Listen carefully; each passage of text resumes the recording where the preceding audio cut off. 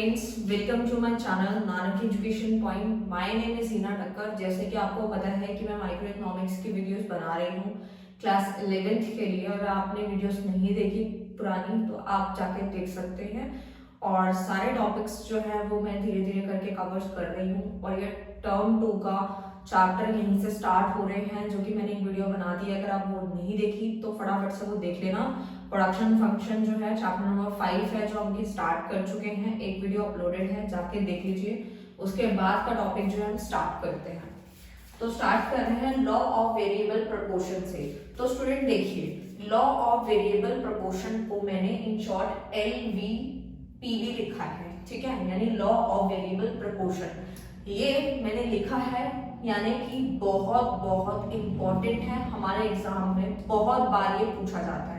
अगर आप चाहते हैं कि इसमें से आपके सारे मार्क्स कंफर्म हो जाए, यानी आप फुल आउट ऑफ फुल है, तो आपको ये पूरा जो टॉपिक मैंने यहाँ बोर्ड पे लिखा है वो पूरा अच्छे से प्रैक्टिस करनी है और अच्छे से समझना है। तो हम देख लेंगे कि ये टॉपिक जरूर पेपर में आपको जरूर काफी बार पूछा जाता है, तो इसको हम समझेंगे। सबसे पहले हम देखते हैं लॉ ऑफ वेरिएबल प्रोपोर्शन क्या होता है, फटाफट से। पहले हम देख लेते हैं लॉ ऑफ वेरिएबल प्रोपोर्शन के कितने नेम होते हैं, क्योंकि जब भी आप पेपर देने बैठते हैं स्टूडेंट, तो आपको अदर नेम पता होने वेरी वेरी इंपॉर्टेंट होते हैं। क्योंकि अगर हमने यहाँ पे लॉ ऑफ वेरिएबल प्रोपोर्शन पढ़ा है और वो क्वेश्चन में हमसे पूछा गया है, बट वो लॉ ऑफ वेरिएबल प्रोपोर्शन ना लिखकर उन्होंने हमसे पूछा है लॉ ऑफ रिटर्न बताइए, तो आप सोचेंगे ये तो मैंने पढ़ा ही नहीं। आपको अदर नेम पता होंगे तो आप क्वेश्चन का आंसर 110% दे पाएंगे। इसलिए अदर नेम को सबसे पहले प्रेफरेंस देती हूँ मैं, और वो भी मैं साथ साथ लिखती हूँ। तो लॉ ऑफ वेरिएबल प्रोपोर्शन के कितने नाम होते हैं जल्दी से देख लेते हैं। लॉ ऑफ रिटर्न भी कहते हैं, law of return two factor भी कहते हैं, रिटर्न टू वेरिएबल फैक्टर भी कहते हैं। ये सारे नाम आपको टिप्स पे होने चाहिए। अगर ये होंगे तो आप जो है अच्छा स्कोर कर पाएंगे और आप क्वेश्चन को देख के बिल्कुल भी नहीं घबराएंगे और आंसर लिखना बिल्कुल स्टार्ट कर देंगे। फटाफट से समझ लेते हैं लॉ ऑफ वेरिएबल प्रोपोर्शन क्या होता है। LVP state that as we increase quantity of only one input, keeping other factor input fixed, TP initially increases at an increasing rate, then at a decreasing rate, and finally at a negative rate. अगर आपको इसका मतलब समझ में नहीं आया तो tension मत लेना, क्योंकि जो मैं वीडियो बना रही हूँ आपको शॉर्ट से शॉर्ट बताने की कोशिश करूंगी।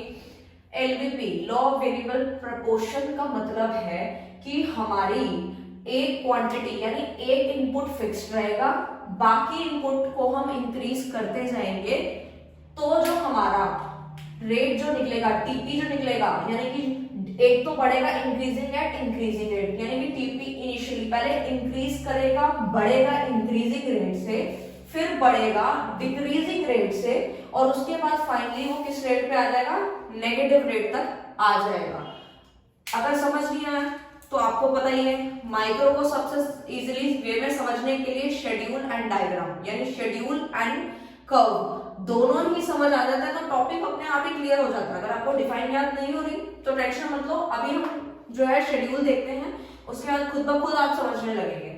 देखो, फिक्स फैक्टर वेरिएबल फैक्टर पहले समझना जरूरी है, मैंने इसके ऊपर वीडियो बनाई है, पिछली वीडियो जरूर जाके देखो क्या होता है। फिक्स फैक्टर है जो कि शॉर्ट टर्म में जो है हमारा चेंज नहीं हो सकता, जैसे कि लैंड, ठीक है। और वेरिएबल फैक्टर क्या होता है जो शॉर्ट टर्म में चेंज किए जा सकते हैं, जैसे कि लेबर। इसीलिए मैंने आप लोगों के लिए शॉर्ट में लिख दिया। अगर आप और अच्छे से पढ़ना चाहते हो पिछली वीडियो देखना। तो यहाँ पे लिखा है fix factor, variable factor, total product, MP, और फिर फेस भी समझेंगे कौन सा फेस है ये। पहले हमारा लैंड जो था फिक्स्ड ही है, आप देख रहे हैं सब में लैंड फिक्स्ड ही है, क्योंकि शॉर्ट टर्म में आप इसको चेंज नहीं कर सकते, ठीक है। अब हम इसको एक समझते हैं, एक फार्मर, मतलब एक एग्जांपल के थ्रू समझते हैं। फॉर एग्जांपल एक फार्मर है, ठीक है, और वो व्हीट का प्रोडक्शन कर रहे हैं, और उनके पास जो है एक जमीन का टुकड़ा है यानी पीस ऑफ लैंड है, जिसके ऊपर वो व्हीट का प्रोडक्शन पहले से कर रहे थे। देखो, हमें ये चैप्टर एज अ प्रोड्यूसर पढ़ना है, प्रोडक्शन के बारे में पढ़ना है, प्रोडक्शन फंक्शन के बारे में पढ़ना है। तो एज अ प्रोड्यूसर ही हम पढ़ रहे हैं कि प्रोड्यूसर जो होता है जब प्रोडक्शन करने लगता है, तो जैसे ही वो अपने एक वेरिएबल को बढ़ाता है, यानी कि अगर वो एक वेरिएबल एक इनपुट को बढ़ाएगा तो दूसरे पे क्या फर्क पड़ेगा, अगर वो बढ़ाता ही जाएगा तो क्या स्टेज आएगी। तो हम यही स्टेज को समझ रहे हैं कि प्रोड्यूसर जब प्रोडक्शन करने लगता है तो उसकी कितनी फेजेस आती है। तो उसी फेज को समझने के लिए हम ये देख रहे हैं कि फिक्स फैक्टर जो हमारी जो है फिक्स्ड है, क्योंकि फार्मर जब प्रोडक्शन करने लगेगा तो वो एक ही लैंड का यूज कर रहा है, यानी कि उसके पास जितनी जमीन होगी वो उतनी ही कर पाएगा। ये नहीं कि उसको जमीन अच्छी नहीं लग रही तो वो अपनी जमीन का साइज इंक्रीज कर लेगा, तो वो भी वो नहीं कर सकता, ठीक है, क्योंकि ये फिक्स फैक्टर है। लैंड हमारी एक ही है। वेरिएबल फैक्टर जो है हमारे बढ़ते जा रहे हैं, ठीक, कैसे बढ़ते जा रहे हैं उसको समझते हैं। अब उसके पास लैंड जो होगी वो लिमिटेड होगी, ठीक है। तो जो फार्मर है यानी कि उसका जो उन्होंने पहले एक लेबर लगाया, ठीक है, पहले एक लेबर लगाया, तो टोटल प्रोडक्ट और मार्जिनल प्रोडक्ट अगर आपने नहीं पढ़ा तो वो समझ लेना पहले जरूरी होगा। टोटल प्रोडक्ट आपको पता है, मैंने पिछली वीडियो में बताया था क्या होता है। मार्जिनल प्रोडक्ट भी आपको पता है, एक्स्ट्रा एडिशनल यूनिट होती है वो, कि कितना और एक के आने से कितना एक्स्ट्रा प्रोडक्शन हमें मिला, और टोटल प्रोडक्ट आपको पता ही है। तो हम इस शेड्यूल को समझ रहे हैं कि जो वेरिएबल फैक्टर यानी पहले एक लेबर था तो टोटल प्रोडक्ट 10 का हो रहा था, यानी 10 यूनिट्स का हो रहा था। उसके बाद जो है और मार्जिनल प्रोडक्ट भी 10 था, 10 यूनिट्स था। उसके बाद वेरिएबल फैक्टर यानी लेबर एक और बढ़ा दिया। जी ऐसा क्यों किया? क्योंकि जो प्रोडक्शन हम कर ही रहे हैं, लैंड हमारे पास है, तो हमने सोचा कि जब हमारे पास एक लेबर है तो क्यों ना हम एक और लगा दें। अगर हम एक और लगाएंगे तो प्रोडक्शन लेवल बढ़ेगा, यानी कि जब एक इंसान लिमिटेड काम कर पाता है, जब दूसरा आएगा तो काम का लेवल और इंक्रीज करता है, क्योंकि उनके दोनों के बीच में कंपटीशन शुरू हो जाएगा। क्योंकि एक पहले काम कर रहा था और दूसरा आगे अगर ज्यादा काम करेगा तो पहले वाले को लगेगा कि मैं कहीं पीछे ना रह जाऊं। तो दोनों ने अपनी कैपेसिटी दिखाई और अपना अपना काम किया, तो प्रोडक्शन कितना बढ़ गया। पहले टोटल प्रोडक्ट 10 यूनिट था, अब 30 यूनिट तक पहुंच गया।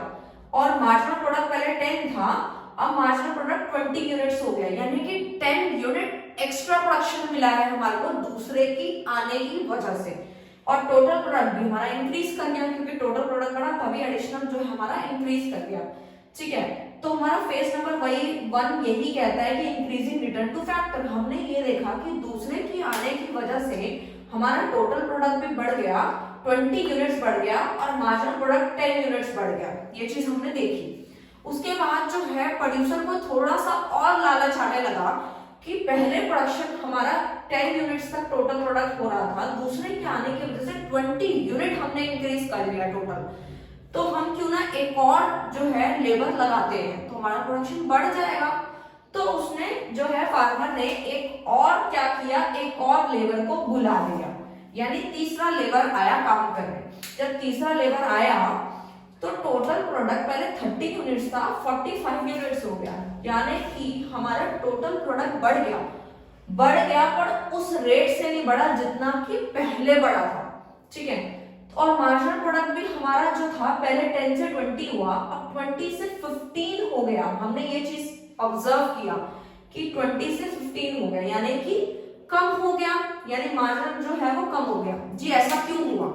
जी पहले 2 लेबर थे, दोनों के बीच में जो कोऑर्डिनेशन था वो बहुत अच्छा था, दोनों ने मिलके काम करा। अब तीसरे वाले के आने की वजह से कोऑर्डिनेशन थोड़ा बहुत बिगड़ इसलिए गया क्योंकि इन्होंने सोचा हमारा वर्क जो है वो थोड़ा सा डिवाइड हुआ है, तो जो प्रोडक्ट होना था, जितना टोटल प्रोडक्ट और मार्जिनल प्रोडक्ट जितना बढ़ना चाहिए था, वो टोटल प्रोडक्ट बढ़ा, लेकिन उस रेट से नहीं बढ़ा, कम हो गया, और मार्जिनल प्रोडक्ट तो डिक्रीज कर गया, ठीक है। तो हम यहाँ तक पहुंचे। अब हमें एक और फेज समझना है। फिर से हमें थोड़ा सा और हमने सोचा कि अभी भी ठीक है, टोटल प्रोडक्ट अभी बढ़ रहा है, कम नहीं हुआ, थोड़ा सा और लेबर लगाते हैं। तो फिर हमने एक और लेबर लगाया, फिर एक और लेबर लगाया। जी जब हमें दिख रहा है कि 4th लेबर के आने की वजह से प्रोडक्शन लेवल हमारा पहले से इंक्रीज कर गया, यानी टोटल प्रोडक्ट हमारा इंक्रीज कर गया, और मार्जिनल प्रोडक्ट जो था वो डिक्रीज कर गया, अभी भी डिक्रीज कर रहा है। फिर 5th यूनिट को, इसको पूरा टॉपिक क्लियर करेंगे। जब ये वाली स्टेज आ गई तो 5th लेबर को भी हमने फिर से बुला लिया। जी 5th को बुलाने के बाद जो है आप देख रहे हो 52 52, यानी कि टोटल प्रोडक्ट 4 लेबर आने की वजह से जो हमें टोटल प्रोडक्ट मिल रहा था वो 52 मिल रहा था, लेकिन अभी 5th लेबर को भी हमने फिर से बुला लिया। जी जरूरत नहीं है, कोऑर्डिनेशन बिगड़ रहा है उन लोगों का। कोऑर्डिनेशन क्यों बिगड़ रहा है? क्योंकि लैंड तो लिमिटेड ही है, आप उसके ऊपर लेबर लगाते जाएंगे तो कोऑर्डिनेशन डेफिनेटली बिगड़ेगा ही बिगड़ेगा। तो यानी कि पहले भी टोटल प्रोडक्ट हमारा 52 यूनिट्स था, फिफ्थ लेबर आने की वजह से भी हमारा जो टोटल प्रोडक्ट है वो 52 है। मतलब जितना 4 लेबर टोटल प्रोडक्ट बना के दे रहा है, टोटल प्रोडक्ट की यूनिट्स हो रही है, उतना ही फिफ्थ लेबर की आने की वजह से हो गया। तो कुछ भी नहीं हुआ, यानी बल्कि न्यू लेबर अगर आया है तो प्रोडक्शन बढ़ना चाहिए, बट वो तो उतना ही है। यानी कि यहीं पे हमें नजर आ रहा है कि जब कुछ चेंज ही नहीं आया तो यानी कि हमारा एमपी जीरो हो गया। देखो जीरो कब होता है, जहां पे हमारा टोटल प्रोडक्ट मैक्सिमम हो जाता है वहां हमारा मार्जिनल प्रोडक्ट जीरो हो जाता है। जीरो इसी वजह से होता है क्योंकि अब जरूरत नहीं है, ठीक है, फिर भी मतलब लैंड लिमिटेड है, फिर भी हम लेबर को बुला रहे हैं, ठीक है। तो जिसकी वजह से ये सिचुएशन अराइज हुई है। अराइज क्यों हुई है? फेज नंबर 2 इसी को बोलते हैं डिमिनिशिंग रिटर्न टू फैक्टर। ऐसा बोलते हैं कि ये बड़ा है पहले से, टोटल प्रोडक्ट पहले बढ़ा डिक्रीजिंग रेट से, फिर बिल्कुल ही सेम रहा, ठीक है। तो यहां तक हम जीरो तक पहुंच गए। अब हम तीसरे फेज को समझते हैं। लैंड फिर से 1 नहीं है, फिक्स्ड रहेगी, वेरिएबल फैक्टर 6। जी, जब पता है कि जब टोटल प्रोडक्ट किसी एक लेबर फिफ्थ लेबर के आने की वजह से भी उतना ही प्रोडक्शन है और फोर्थ लेबर की वजह से भी उतना है, जब ये स्टेज आ गई तो उसके बाद तो लेबर को बुलाना ही नहीं चाहिए। फिर भी हमने सोचा कि चलो क्या पता और बढ़ जाए, लेकिन बढ़ने के बजाय तो जब जीरो है, जब चीज जीरो आती है तो जीरो के बाद कहाँ जाएगी? डेफिनेटली नेगेटिव की तरफ जाएगी। तो वही सीन हुआ कि लेबर सिक्स्थ लेबर को बुलाने की वजह से टोटल प्रोडक्ट भी कम हो गया। जी, कम क्यों हो गया? क्योंकि इनके बीच में पुअर कोऑर्डिनेशन होने लगा। पुअर कोऑर्डिनेशन कैसे होने लगा कि वो एक दूसरे पे डिपेंड होने लग गए। उन्होंने सोचा ये लेबर है, चलो ठीक है, ये वाला लेबर काम करेगा, दूसरे ने बोला तीसरा करेगा, तीसरे ने बोला पहला करेगा। इनका आपस में कोऑर्डिनेशन बहुत ही ज्यादा बेकार होने लग गया, एक दूसरे पे डिपेंड होने लग गए और फालतू के आपस में कोऑर्डिनेशन उनका बिल्कुल ही बेकार हो गया, जिसकी वजह से ये नेगेटिव कम हो गया। और जब टीपी हमारा डिक्रीज हुआ तो मार्जिनल प्रोडक्ट तो नेगेटिव जाना ही था, यानी -4 तक पहुंच गया, जिसे हम फेज नंबर 3 कहते हैं, जो नेगेटिव रिटर्न टू फैक्टर भी है। Students, sorry for that, video लंबा हो रहा है, लेकिन ये टॉपिक बहुत ज्यादा समझना जरूरी है क्योंकि ये एग्जाम में जरूर आएगा और ये शेड्यूल और डायग्राम जब तक आप समझ नहीं पाएंगे तब तक आप एग्जाम में नहीं लिख पाएंगे। इसलिए मैंने आपको एक एक चीज डीपली बताई है, ठीक है। तो आई होप ये समझ गए होंगे आप। उसके बाद जो है हम ये समझना है कि कौन कौन से फेज है। पहले हम ग्राफ समझ लेते हैं, उसके बाद जो हम फेज ग्राफ पे समझ लेते हैं। ये इधर मैंने ऊपर टोटल प्रोडक्ट का ग्राफ बनाया है, नीचे मैंने बनाया मार्जिनल प्रोडक्ट का यानी एमपी का, और दोनों के बीच में बताया कि फेज 1, फेज 2, फेज 3 कहाँ पे होते हैं, ठीक है। तो मैं आपको बता दूं कि यहाँ पे जो है, यहाँ पे लिया गया है, जो भी यहाँ पे जो शेड्यूल बनाया था वही मैंने यहाँ पर जो है इसको कर्व में प्लॉट किया है। बहुत बार मैं बता चुकी हूँ कैसे प्लॉट होता है, तो ठीक है, आई होप समझ गए होंगे। अगर आप चाहते हैं कि मैं पर्टिकुलर एक वीडियो बनाऊं शेड्यूल से ग्राफ कैसे बनाते हैं, तो वो भी मैं बना दूंगी, ठीक है। तो ये मैंने यहाँ पे पूरा प्लॉट कर दिया है, तो आप देख पा रहे होंगे। सबसे पहले मैं आपको जरा टीपी का बता दूं, जो टीपी का मैंने ऊपर बनाया है, ठीक है। 10, 30, 45, 52, 52, 48 तक गई हूँ मैं। टीपी का ये है कि जहाँ पे जो हमारा टीपी मैक्सिमम होता है वो वहां पे जीरो होना शुरू हो जाता है, जैसे कि आप यहाँ पे देख रहे हैं मैक्सिमम एंड जीरो। तो ये हमारा फर्स्ट, ये मैंने टीपी बनाया, नीचे मैंने एमपी का ग्राफ बनाया है पूरा प्लॉट करके। ये फर्स्ट फेज है हमारी, और ये वाला जो बीच वाला देख रहे हैं फेज नंबर 2 है, फेज नंबर 3 है, ठीक है। एमपी जीरो है, ठीक है, जीरो है तो वो मैक्सिमम होगा आपका, क्या होगा? Total product. इसी फेज को यहाँ पे देखेंगे 0 to Q। 0 to Q जो हम देखेंगे तो वो आपका क्या है? TP increasing at increasing rate. पहले हमारा टीपी बढ़ा, टीपी हमारा बढ़ा किस रेट से? इंक्रीजिंग रेट से। आप वही देखते हैं, पहले टीपी बढ़ रहा है इंक्रीजिंग रेट से। उसके बाद phase number 2 Q to M अगर हम देखें, Q to M देखें तो टीपी एट डिक्रीजिंग रेट, यानी टीपी बढ़ा तो है बट किस रेट से? डिक्रीजिंग रेट से, जो कि आपके मैंने शेड्यूल में अभी बताया था, ठीक है। And this phase and when MP become zero. जहां पे हमारा मार्जिनल प्रोडक्ट जीरो होता है वहां पे टीपी मैक्सिमम होता है, यानी कि जहां पे हमारा टीपी मैक्सिमम होगा, आप देख रहे हैं यहाँ पे मैक्सिमम था तो यहाँ पे क्या हो गया? एमपी जीरो हो गया, ठीक है। आई होप आपको क्लियर है फेज नंबर 2। फेज नंबर 3 क्या है? TP start decreasing and MP not only fall but become negative. Negative कब हो जाता है?